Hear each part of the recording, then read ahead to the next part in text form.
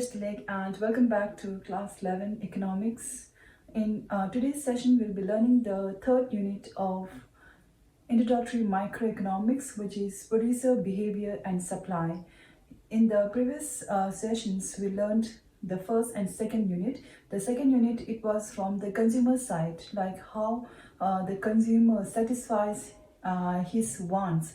That is, we learned about the utility, and also we learned how the consumer would react or demand according to the changes in prices. So in this unit we'll be learning from the producer point of view. We are going to learn as a producer. That is, we'll be learning about the types of production function, cost, revenue and supply. So this unit, since it is for 13 marks, it is a very big chapter, and also it contains a few most important points of the introductory microeconomics. So I have divided this unit in three parts, or in three sessions. So today we'll be doing the first session and we'll be learning the product, types of production function, and also the law of variable proportion. So the first thing which we are going to learn is what is production. In general, we refer production as producing goods and services which can satisfy human wants or which gives satisfaction to human desires. But in economics, we refer production as production is the transformation of input to output. That is, we convert these raw materials into a finished product. That process we call it as production in economics. And next thing we are going to learn is production function. What is production function? So we generally express it as Q is equal to function of L, K and T. That is, Q refers to quantity of output that we are going to produce. How much we are going to produce, it depends upon how these three factors work together. That is, F is the function of labor, capital and technology. That is how labor, capital and technology, how these three factors work together in order to produce goods and services in an economy. So as a producer, we have to know that how much of input are required to produce. That is, how much unit of capital and how much unit of labor. Like for example, in order to produce 100 units of a commodity, I would need 10 units of capital and 5 units of labor. That number or that quantity, it is termed as physical input because it is accountable. So this production function, it is the functional relationship between physical input and physical output. And the next thing we are going to learn is types of production function. And there are two types of production function, short run and long run. From the name itself, you can see that short run production function, it is only for a short period of time, say like maybe for 1 or 2 years. And this long run production function, it is for a long period of time, the production which happens for a longer period of time, that is like for 10 or maybe 20 years. So in this short run production function, the period of time is so short that the producer are not able to change any factors, any fixed factors, because in this short run production function we have two types of factors that we have to keep in mind. That is fixed factor and variable factor. Under fixed factor, say like example, buildings, machinery,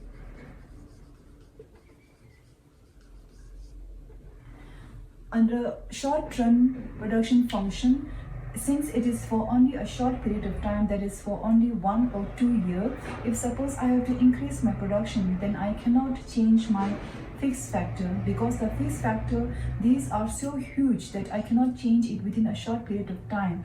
For example, like buildings, machinery, plant. If suppose I want to shift my company from one place to another place, within a period of 1 year, I will not be able to construct a new building in a new area. So it will be difficult for me to increase or change my fixed factor during a short period of time. So in this short run, we have fixed factor, and the second one is we have variable factor. The variable factor are those factors which can be changed or which can be varied. That is, for example, like raw materials. We also have labor, fuel, power. So these variable factors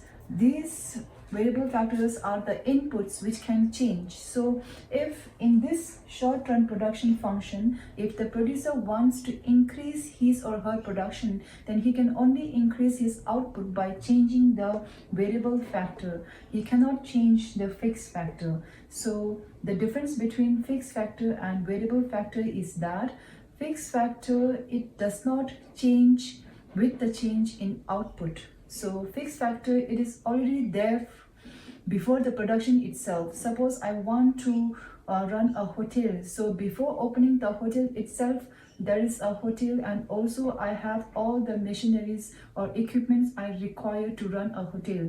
So what is variable factor? So taking the same example, if I want to open my hotel, then I would require labor, and also I would require all the raw materials I need for the production of food. So if I want to open my hotel, then I need labor and also the raw material. If I don't want to open my hotel, then I don't need all these raw material and labor. So according to the production of goods, my variable factor would change. So variable factor, it will be 0 when the production is 0. So the variable factor, it always changes according to the change in output, whereas fixed factor, it would remain constant whatever the output may be. The output may be 0 or it may increase, but the fixed factor, it will remain constant. So in this short run production function, the two factors are variable factor and fixed factor. And in the long run production function, the period are so long that I can change all my factors. I can change my fixed factor as well as variable factor. So in this long run production function, we have only one factor, that is variable factor. So under long run, all the factors are variable. That is, I can change my buildings. I can also change my machinery and plant. I can also change my labor, fuel, power. So in this long run production function, the producer has enough or abundance of time that he or she can change his input according to the need of the output. So in this long run production function, all the factors are variable factor. There is no fixed factor in this long run production function. In class 12, we are learning all the concepts during short run production function. And the next concept we are going to learn is the types of product.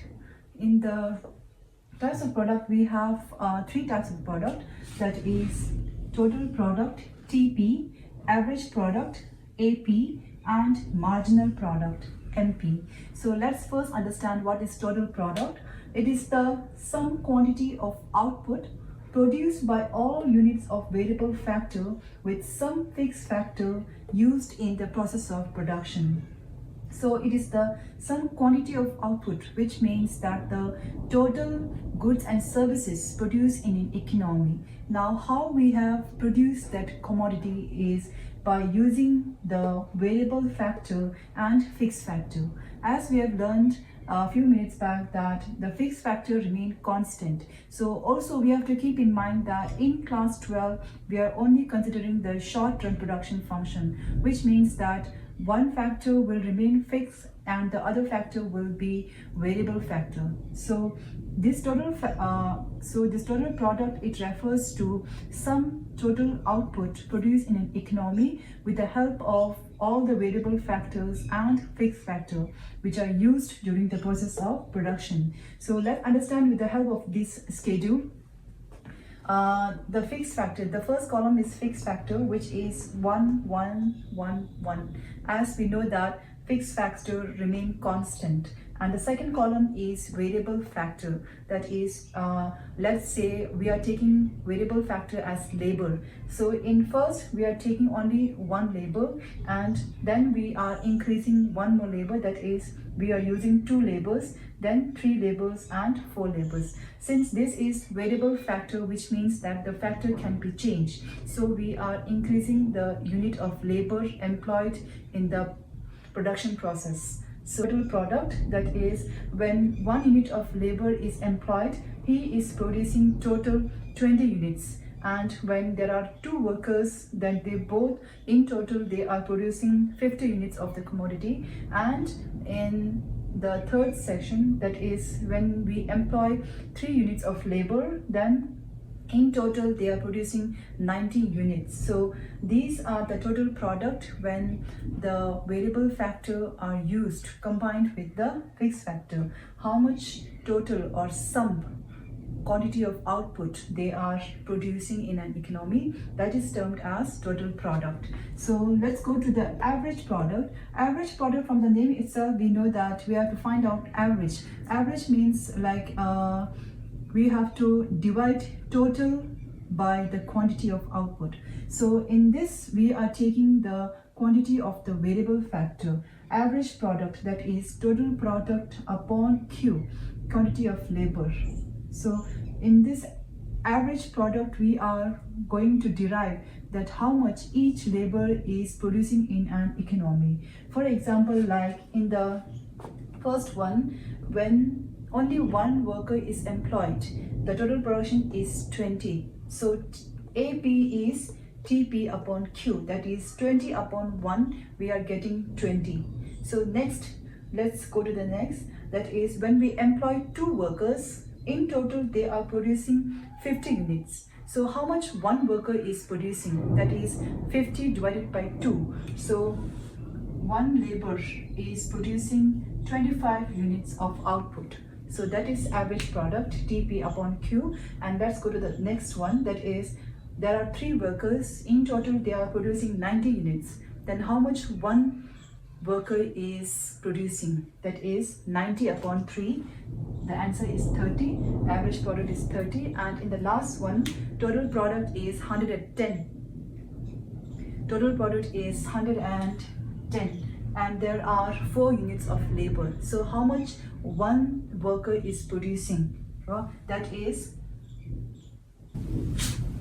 27.5. So 1 worker is producing 27.5 units of output. So that is the average product, that is total quantity, that is total output divided by number of quantity or number of labor employed. So we are finding out how much 1 unit of labor is producing in an economy. And the last one is marginal product.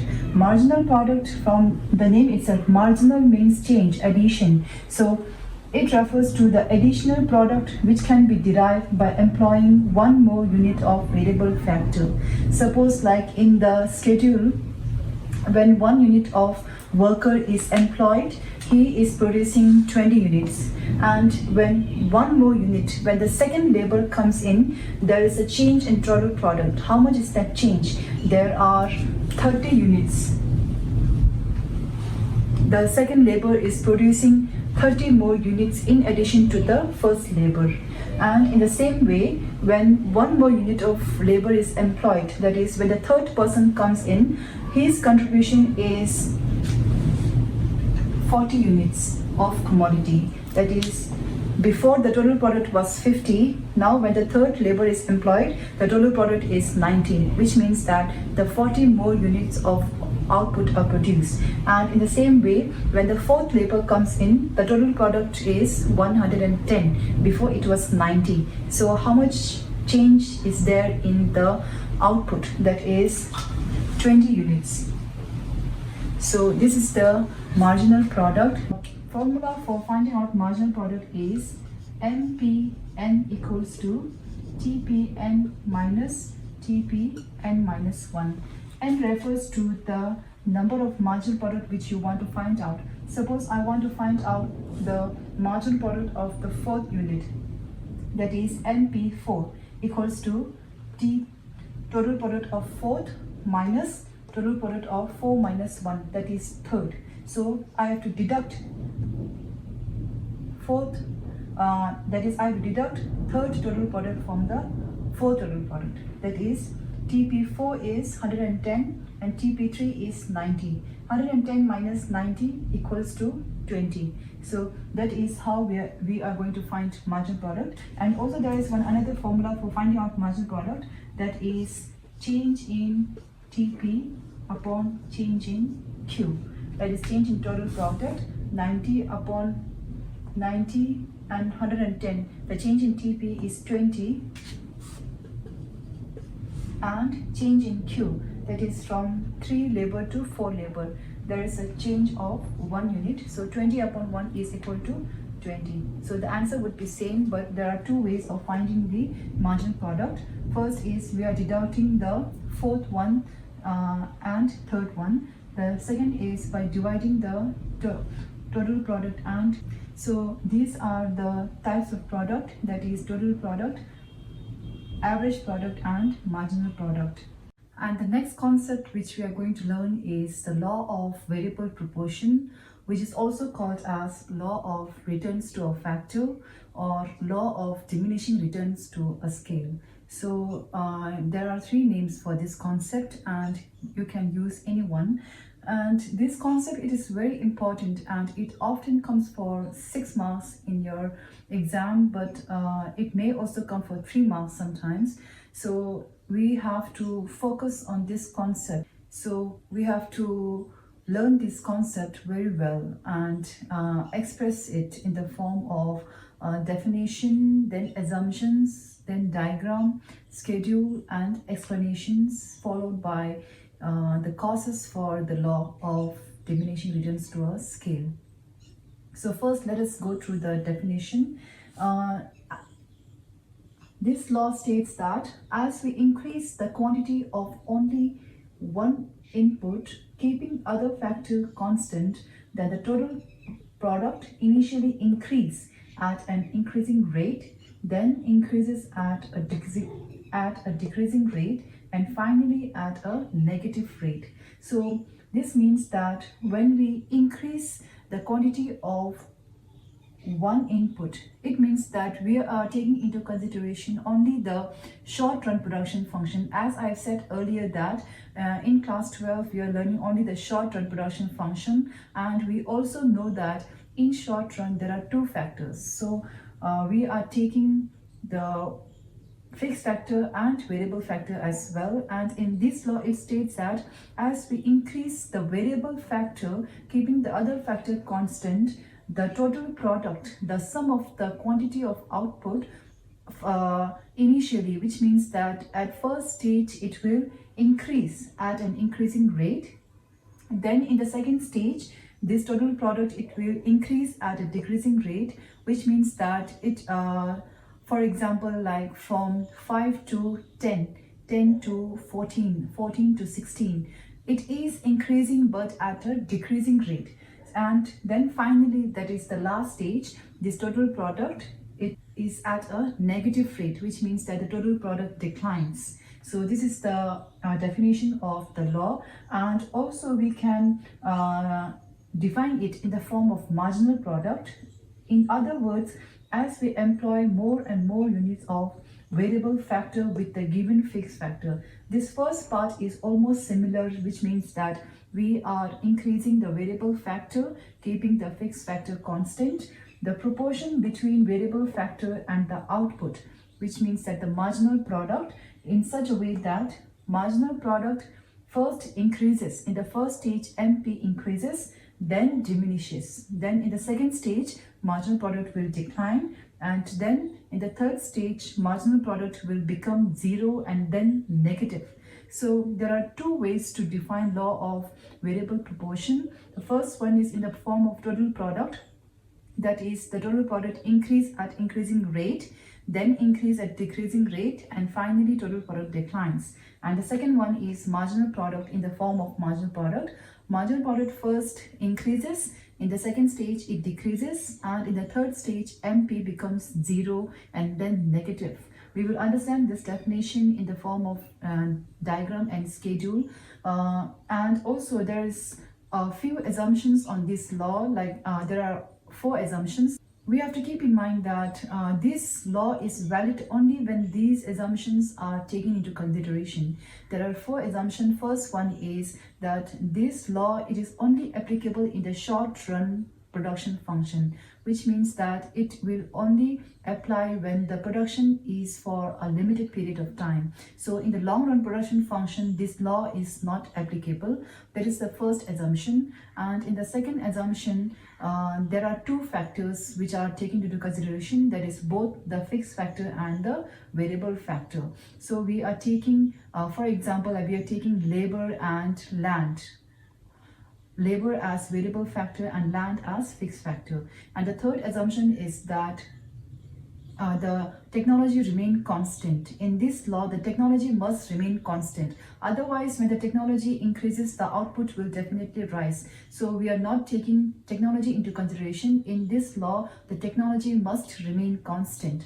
And the fourth assumption is that the law is applicable only on the field, which means that this law is applicable in real life, that is on practical, so that we can prove this law.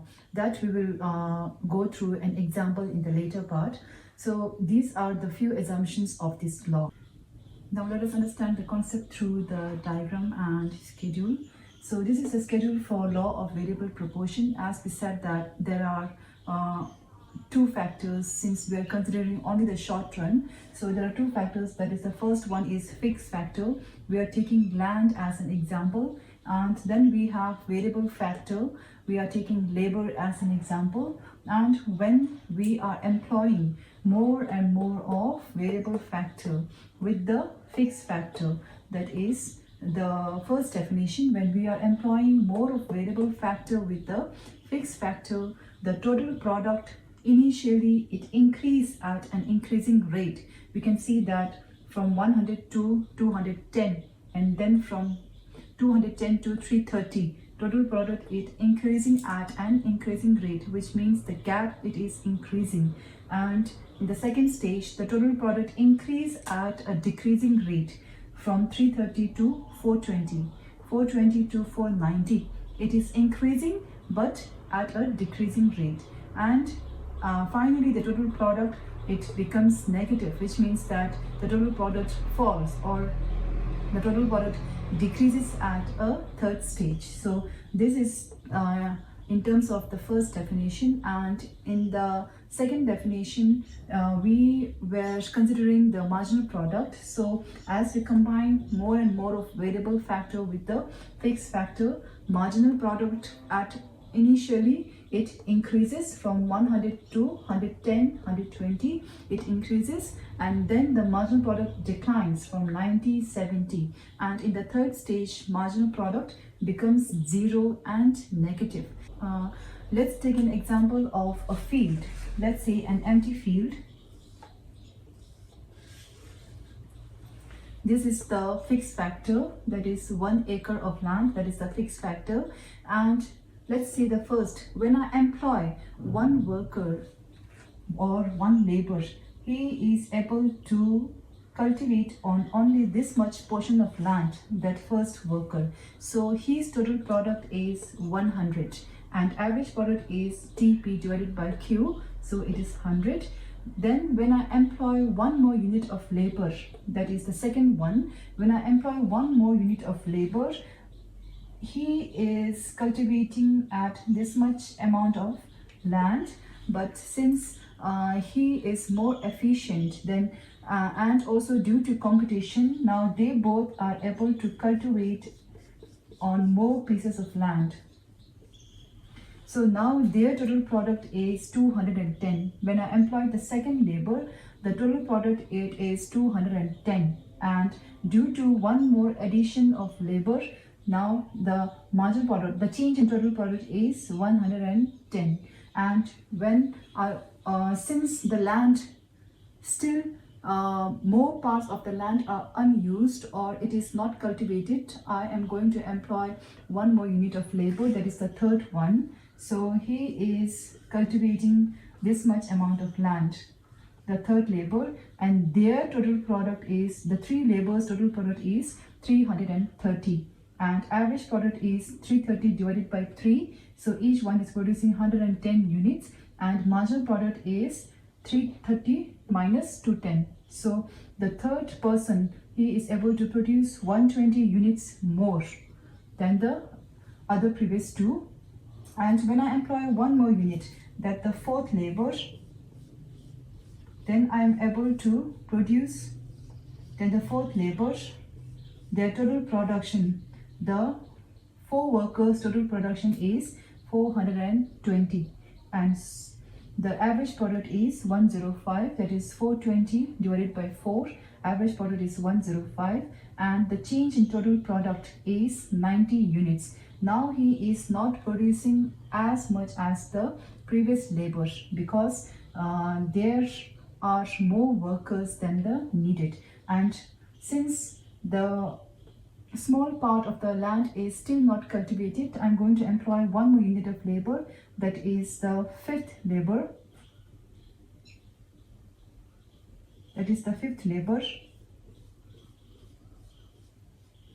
and their total production, 5 units of labor, total production is 490, and average product is 490 divided by 5, so it comes to 98, and the change in total product, that is marginal product, is 70.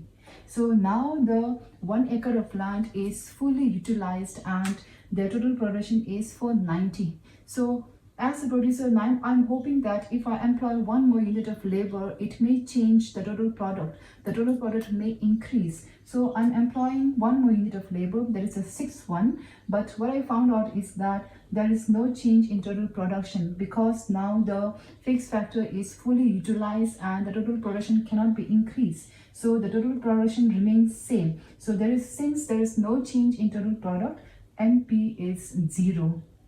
And also when I employ one more unit of labor, that is the seventh labor, then what happens is the total product, it decreases. Instead of increasing total product, now total product, what happens is it declines, TP declines, and it declines by 2 units. So the change in total product is -2. Now they are producing less unit of labor because we know that this is very common in our Indian economy, that when there are more people in the field than actually required, what people does is they don't tend to work as they used to work before. Now people find it or feel it that there are more workers than they actually require. So even if I don't work also, it will not make any difference. So people tend to work less than they actually could. So here, when there are more workers than actually needed, the total product tends to decline because of less efficiency in their workforce. So this is the schedule for law of variable proportion, and this has 3 stages as I said earlier. So the first stage will be till the third unit, that is when total product is increasing at an increasing rate, and the second stage will be from 4th to the 5th unit, that is total product is increasing from 330 to 420, 420 to 490. The total product is increasing, but it is increasing at a decreasing rate. And the third stage or the final stage is when total product declines and MP becomes 0 and negative. So let us understand this in the form of diagram. That is, this is the first stage where total product is increasing at an increasing rate, where NP is increasing, and the second stage is when total product is increasing from F to E. Total product is increasing but at a decreasing rate, where marginal product is decreasing. And the third stage is when the total product falls from E, when the total product falls and then MP becomes 0 and MP becomes negative. This is the third stage, and what we have to keep in mind is that marginal product, it may become 0 and negative, but the average product, it will always remain positive. So this is the diagram for law of variable proportion. And the last thing which we are going to learn today is the causes for the law of variable proportion, that is the causes for the increasing return and the diminishing return, why total product increase at an initial stage and then why total product decrease at a later stage. So we are going to learn the causes. The first one is for increasing return. Since there are three reasons, that is, the first one is fuller utilization of fixed factor. As I've given an example of a field, when the field are underutilized, as long as I keep on employing 1 unit of labor until the field is fully utilized, the total product will keep on increasing. So that is the reason, that is fuller utilization of fixed factor. As long as fixed factor remain underutilized, additional unit of labor, it will lead to increase in total production.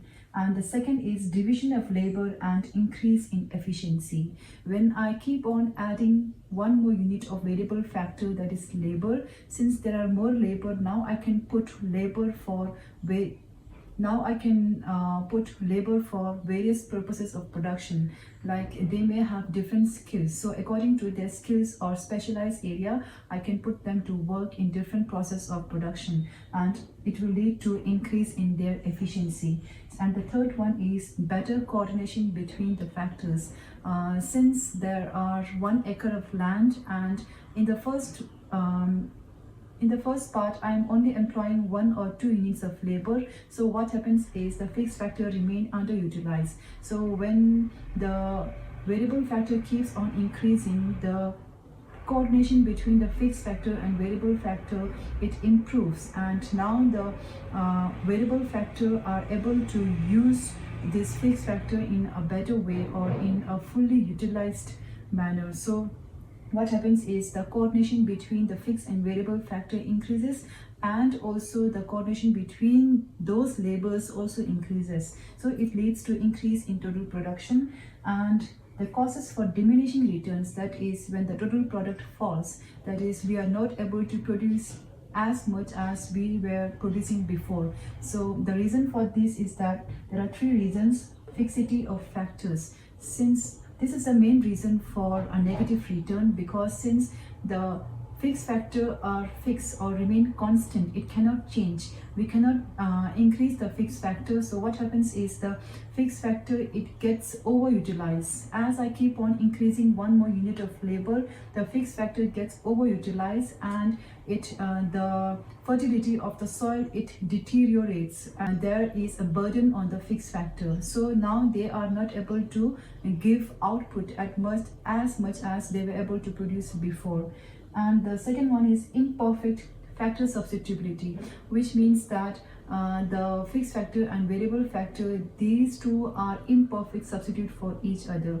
We cannot keep on increasing labor as much as we want to, because since the fixed factor are fixed or remain constant, it cannot change. If I keep on increasing the unit of labor, what happens is the fixed factor gets overutilized, and also the variable factor, they are not able to work as much as before on the same piece of land. So it is imperfect substitute. There are certain limits to which we can use the fixed factor. So if we cross that limit, then the coordination between these 2 factors, it deteriorates. So the third one is poor coordination between the factors. That is, as I said earlier, that if I keep on increasing the variable factor, then the coordination between the variable factor and fixed factor, it will become poor. That is, before there were only few laborers and they were working so hard to increase the total production. Now, since there are many workers, they are not efficient, because since the workers are more than the actually required, so they tend to work less. Their efficiency becomes less, and also there is a burden on the fixed factor, that is on the land. So the coordination between the variable factors between these workers also becomes poor, as well as coordination between the land and labor also deteriorates. So these are the reasons for the diminishing returns to a factor. So this is the last concept of today's session. 아니 대인기 디 먼저 주시디 장교디 롭지 숨바기로 디 롭지 숨바기 아니 production function che and types of product and then the law of variable proportion kalaro dinita production function di karlana chalagi tye chido ngazo kha gorwa dida an chala ten san je la ngazo chala zo kha tye kurani gi para la dewa diro tik ye gyngyo bo jik tye la kha gor ngazo la mil lega chini gore and di kala machine de gore ro di kala saja ya gore to du sangba ni gi chala tye chido ro input ta output ro kurani gi parla dewa dida ngazo production function la res ro and di la khani res short run production function da and long run production function yala short run di the min kone ne ha ko to manji ki chala te di tise thundi skima la chala te wa di la khalula na short run production function la res da and dini long run da ti ma zo tise mangbu chi la ma zo chala te la tise pe mangbu yor lo chu lo ni shi yor di chik cha dini short run di khala na 맞아 뒤에 튠디시 마시메디 계시 나랑게 잘라게 직 데바도 직 구르바르 지나라 나랑게 잘라테 셴발테 나사자 지부게 이나 디 튠디 키마라 마라 사자 지부게 더 미신 직다 지부게 더 든수 배트코라 튠조 용트라셰 로직 로니 키마라 니기 the fixed factor the sama pet kore jibu get tomorrow chesa ani in the short run la major factor ni is to fixed factor the variable factor ani then the fixed factor di khala na the sama khala na fix tanga jibu get tomorrow is ro pet kore ni country yo rangja do state di ro ni gi chala te ni ri chala ma te ni gi ri dus rangja fixed factor is dira pecha chana yegi zamba thaya do jinga chena an zamba thaya la nga thuje goro machine goro on dita didi kala na fixed factor re ro an deni yegi zamba thane re mata ne gi di machine dikhare nge sala de di ro chesa dinga jo fixed factor re kisi variable factor khala na nga zamba thaya tho goro tho di variable factor cha do ro kisi ni gi zamba thana nga lo tho gore zamba mata na nga tho go ma ro on chini the variable factor dikhala na ni gi output ro chala tingi ni gi variable factor di jebu jegi tu chala mama tena variable factor mama ko e chero nyunga tena nyunga dos ko e che and di ma so khala short run ro tije tingi tikimala teni long run production function da ma zo lo chu lo ni shu arang gi chala te la tije pe mambo yu tu in arang gi chashi khai ni gi du tu ro che san di bola so so gi khai ni ya chala khai ni ya jebu ja tu res ro ti chik che and teni ma zo types of product la yena sum yores total product average product che marginal product ro total product khala na ni gi ani fixed factor the variable factor chasan dom ni an ni gi chala khan tingi do ro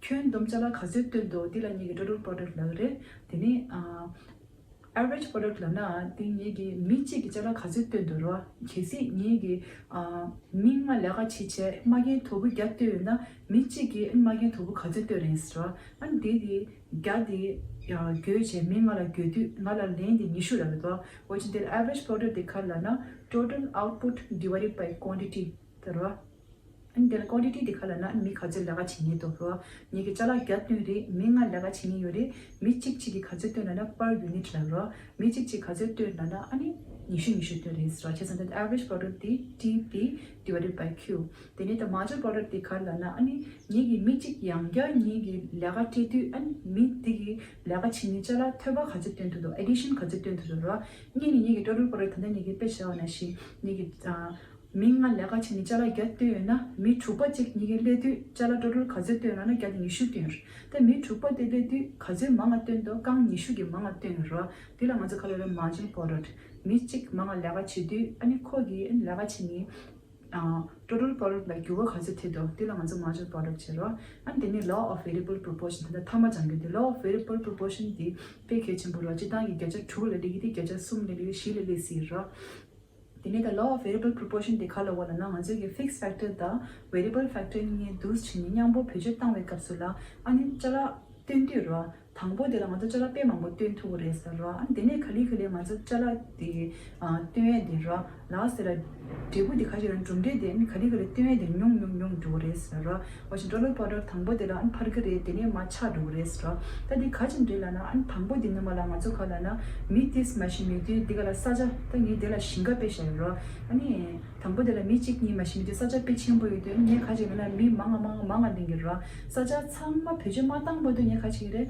chala de twe de changma pha do ro ta ni dollar powder de pha de re sa ni ge khare fixed factor de fully utilize machi but to machala ma ten thu res an dine khali le ni ge mi mang tha de khaji la na ni ge fixed factor shinga de na mang lo ta yo ma ro shinga de ega chi gra rang jar che chang kha le na mi mang ro de ani shinga de khare ta mang ata ai me ro an dine mi mang bo yu de changme khaji la na 내가 냐마 ne shi daga pi tha bo ma chi wa che ko le ga chi re sam ne ko an zo pha ji yue ni de che ro de che chang ani ko an zo chalo ten de nyong ro du res 냐마 ne shi daga ma chi wa che diga la khala na mi mambo ji ge saja chinju ji la la chi yu de an saja de la bat khora thogo khora da ji ta inge ni shona da di saja diga la burden la chi la ga chi ya mang tha ja saja dige chu da ani de gi gyu da changma thola do chi ro ani nyama ko ge jala de tendo pe abu tengyu na an thanda bat khora over utilize pheje bat khora ta ya mang tha je ani tendo ya bu ten thong ma res ra che sa ma de je la tendo te ni nyong do res dos chen nga de causes de ra ani tharigi changrati tagala lerwa production function balare. So in today's session we learned the types of product, production function and law of variable proportion. So this is the first part of the third unit, producer behavior and supply. So in the next session we will be going through the second part of the third unit. Thank you so much for watching.